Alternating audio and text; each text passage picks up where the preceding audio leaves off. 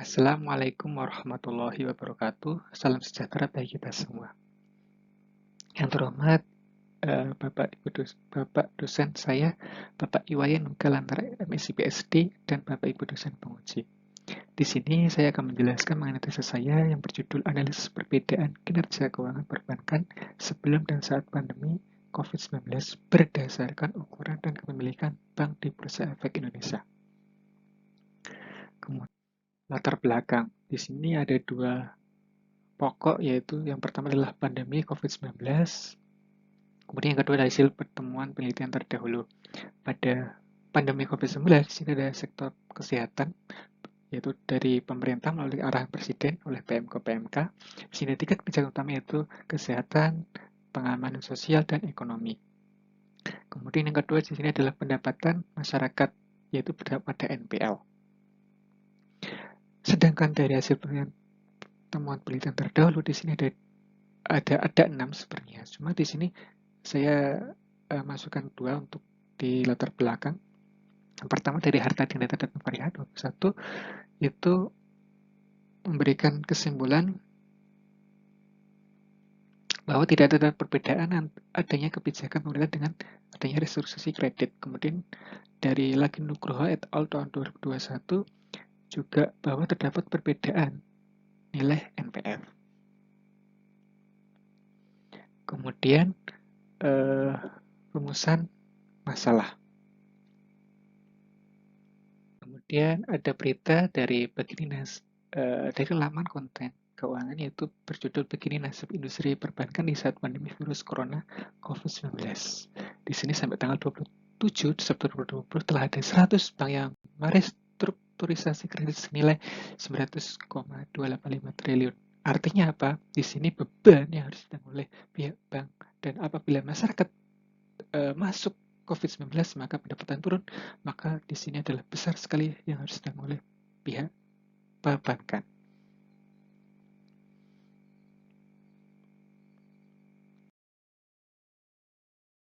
Kemudian di sini rumusan masalah. Yang pertama, hal yang mendasari pada tesis ini yaitu pemerintah menerapkan PPKM dan PSBB. Hal ini menyebabkan penurunan kegiatan perekonomian. Kemudian yang kedua, stabilitas sumber keuangan itu drop. Artinya ketika drop apakah sehat atau tidak. Kemudian yang ketiga adalah sumber modal dan modal kepemilikan bank. Bagaimana sumber modal itu didapat ketika COVID-19 itu masuk ke Indonesia. Kemudian yang keempat, di sini adanya pemerintah melakukan restrukturisasi kredit. Artinya apa? Beban yang harus ditanggung oleh pemerintah dan perbankan apabila nilai kredit itu tidak dapat ditagih. Yang kelima jelas ini adalah hasil penelitian terdahulu. Tentu dari rumusan masalah ini, maka peneliti tertarik untuk meneliti lebih jauh dan lebih mendalam untuk mengeksplor lebih jauh apakah perbedaan sebelum dan selama pandemi. Kalau muncul di sini pertanyaan, ada 3, apakah ada perbedaan sebelum dan selama pandemi di Bursa Indonesia? Kemudian yang kedua, apakah ada perbedaan kinerja keuangan bank besar dengan bank kecil pada tahun 2018 sampai tahun 2021? Kemudian yang ketiga, apakah ada perbedaan kinerja keuangan bank pemerintah dengan bank swasta pada tahun 2018 sampai tahun 2021 di Bursa Indonesia? Dan tujuh penelitiannya yaitu dari 3 penelitian. Penjelasan teori. Yang pertama adalah penjelasan bank. Sejarah bank di sini adalah berawal dari tempat menukar uang, kemudian menjadi tempat simpanan, kemudian di sini sekarang kita ketahui bahwa muncul tren yaitu uang tren elektronik ya. Kemudian yang kedua penggolongan bank. Di sini pada tesis ini dibagi 2 ya menurut Undang-Undang 1967 dan nomor 10 1998. Tesis ini fokus kedua yaitu dibagi menjadi 2 yaitu bank pemerintah dan bank swasta. Kemudian yang ketiga adalah kinerja bank. Di sini ada 6 rasio ya, ada NPL, ada LDR, ada ROA, ada ROE, ada BOBO, dan ada CAR. Kemudian dari penelitian terdahulu di sini ada 6 ya, Hatta Dinata dan Farihah, kemudian Ilhamid Tamrin, Sullivan dan Widat Mojo, Teswayo Siboro dan Elisa, kemudian Nugroho et al, dan terakhir adalah Gulsar et al. Intinya bahwasanya adalah kalau menurut Hart tadi ada variasi itu tidak ada perbedaan sebenarnya selama pandemi. Begitu juga dengan Ilham, seperti itu. Nah, kerangka konsep penelitian. Kerangka konsep penelitian di sini kita berfokus pada dua ya, yaitu kinerja sebelum dan kinerja saat pandemi atau saat pandemi. Di sini ada 6 rasio yang dinilai, kemudian kita uji beda. Dari kerangka konsep ini, maka di sini ada perumusan hipotesis dari H1 sampai H6 ini berfokus pada sebelum dan selama pandemi. Apakah ada perbedaan yang signifikan seperti itu dari 6 rasio?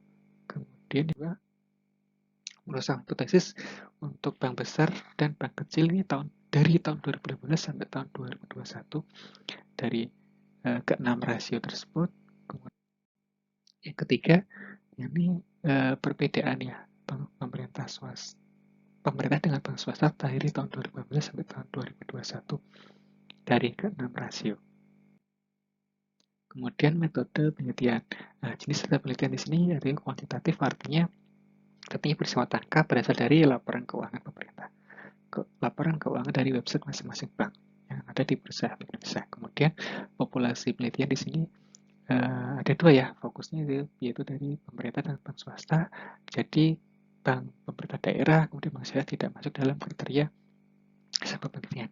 Kemudian sampel dan metode penelitian di sini sampelnya tadi sudah dijelaskan yaitu berasal dari perbankan yang di Bursa Efek yang terdaftar di Bursa Efek Indonesia. Kemudian metode penelitian itu proper sampling, artinya penarikan sampel dilakukan berdasarkan kriteria spesifik yang sudah ditentukan.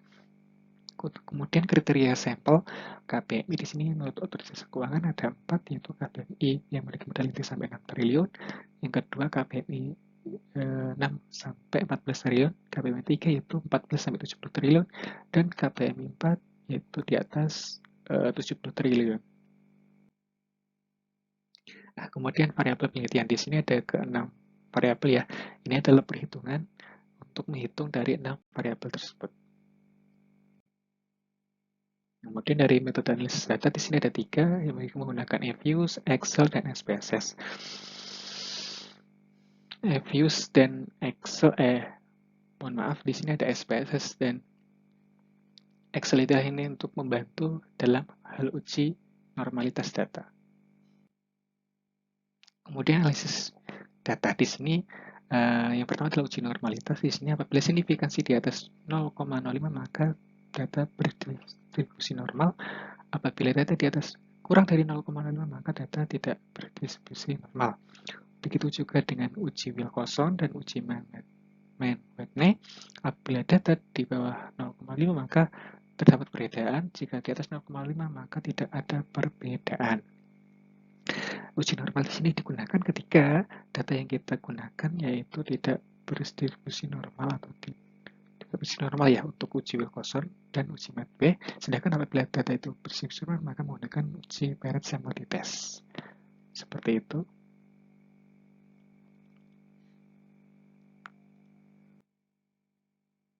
Kemudian hasil penelitian dan pembahasan di sini ada ke-6 indikator. Di sini ada sebelum, saat, dan mix, yaitu sebelum dan selama pandemi. Ada max, ada min, atau minimal, dan maksimal. Standar deviasi artinya apa? Dari tabel ini didapat bahwa ada kesenjangan ya nilai. Itu contohnya ada dari NPL di sini. NPL di sini menunjukkan bahwa max-nya nilai tertinggi itu 15,750. Sedangkan minimalnya adalah 0,000. Artinya apa? Di sini ada bank yang memiliki nilai kredit sangat tidak ada nilai kredit atau belum ada nilai kredit, sedangkan ada juga yang nilai kreditnya tinggi banget yaitu sampai 15,750 seperti itu. Kemudian uji normalitas ya, ini menggunakan eViews. Di sini didapat bahwasanya nilai probabilitasnya yaitu 0,000. Artinya keterangannya adalah di bawah 0,05. Ketika nilai signifikansi di bawah 0,05 maka tidak normal atau tidak berdistribusi normal. Kemudian uji normalitas juga menggunakan SPSS juga sama, yaitu Kolmogorov-Smirnov dan Shapiro-Wilk ini menggunakan SPSS dengan nilai sertifikasi 0,00 dari ke-6 rasio. Maka di bawah, keterangannya di bawah 0,05, artinya data tidak berdistribusi normal. Data tidak berdistribusi normal, maka menggunakan uji Wilcoxon sebelum dan selama pandemi. Karena apa? Di sini kita menguji dari 160 data yang diambil, yaitu yang pertama yaitu dari NPL, di sini di atas 0,05 yaitu 0,699, artinya H1-nya ditolak. Kemudian untuk LDR-nya diterima karena di bawah 0,05, kemudian BOPO-nya juga ditolak karena di atas 0,5 dengan nilai sertifikasi 0,5223. Kemudian CAR-nya juga di bawah 0,05 ya, di sini H4 diterima, kemudian untuk ROA-nya juga H5 ditolak bersama dengan H6 ditolak karena di atas 0,05 dengan nilai sertifikasi 13, 0,1386 dan 0,1234 seperti itu. Kemudian uji Mann-Whitney untuk bank besar dan bank kecil ya. Kenapa dari bank besar dan bank kecil? Karena di sini bank besar dan bank kecil itu selisihnya jauh ya, sehingga kita menggunakan uji Mann-Whitney karena berbeda ya. Kalau sebelum dan selama pandemi itu kan banknya sama. Kalau bank besar dan bank kecil ini, bank besar hanya berjumlah sedikit, sedangkan bank kecil itu banyak. Nah, dari ke-6 rasio ini didapat bahwasanya di bawah 0,05 ini diterima, H8 ditolak, H9 diterima, H10 ditolak, H11 diterima, dan H12 diterima. Kemudian uji Mann-Whitney bank untuk pemerintah dan swasta juga dari ke-6 rasio ini 13 dan 14 ditolak, terus dari ke-4 rasio itu diterima dari BOPO, CAR, ROA, dan ROE.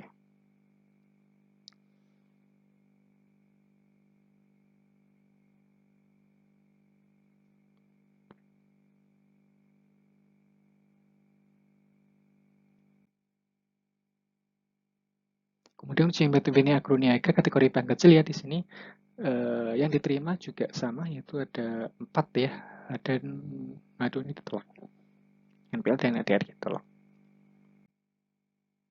Kemudian hasil output KPMI di sini dari NPL, ADR, BOPO, CAR, ROE, dan ROE.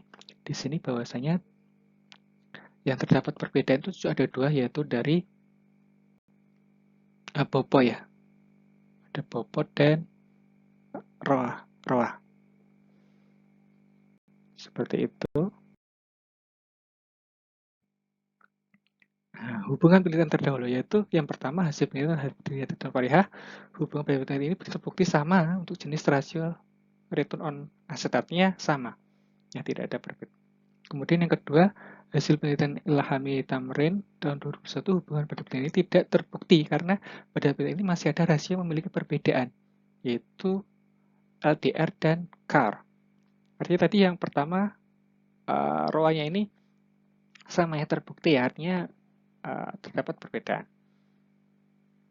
Kemudian yang ketiga, dari Sullivan dan Widiatmojo ini hubungan penelitian tidak terbukti ya untuk Loan dan Bobo. Kemudian yang keempat, Nugroho itu tidak terbukti ya. Kemudian yang ini selanjutnya dari Lelisa ini juga tidak terbukti. Kemudian Gusar juga secara keseluruhan tidak terbukti ya. Karena di sini objeknya berbeda, yaitu menggunakan Al-Raj Bank ya di Arab Saudi. Kemudian simpulan dari penelitian ini 3 ya, perbedaan kinerja keuangan pada bank sebelum dan saat pandemi ya. Pada hasil ini digambarkan terdapat perbedaan ya pada sebelum dan selama pandemi pada rasio LDR dan CAR, sedangkan pada 4 rasio lainnya tidak terdapat perbedaan pada produk tersebut. Kemudian yang kedua, perbedaan bank besar dan bank kecil. Di sini ada 4 rasio ya, yaitu NPL, ROA, ROE, BOPO itu kemudian BOPO, sedangkan 2 rasionya tidak ada perbedaan ya, BOPO dan BOPO, sedangkan tidak ada perbedaan. Kemudian yang ketiga, perbedaan kinerja keuangan pada bank pemerintah dan bank swasta. Di sini ada 4 ya rasio yang diterima, kemudian 2 rasionya berbeda. Seperti itu. Nah, keterbatasan di sini pengumpulan data diambil dari sumber ikhtisar, kemudian tempat tinggalnya juga di sini jauh ya, sehingga terbatas, kemudian jurnal yang digunakan juga terbatas ya. Artinya ada beberapa kondisi yang menjadi kesulitan ya. Kemudian saran, peneliti selanjutnya diharapkan dapat menambah data ya, output, kemudian metode pengolahan datanya juga hanya tidak berfokus pada review saja, kemudian imbang bingung ya. Kemudian terakhir, thank you, terima kasih. Sekian dari kami presentasi untuk tesis saya. Ada pantun berbunyi tanggal 22 Desember jatuh pada hari Ibu, tanggal 1 Mei jatuh pada hari Buruh. Sekian presentasi dari saya. Wassalamualaikum warahmatullahi wabarakatuh.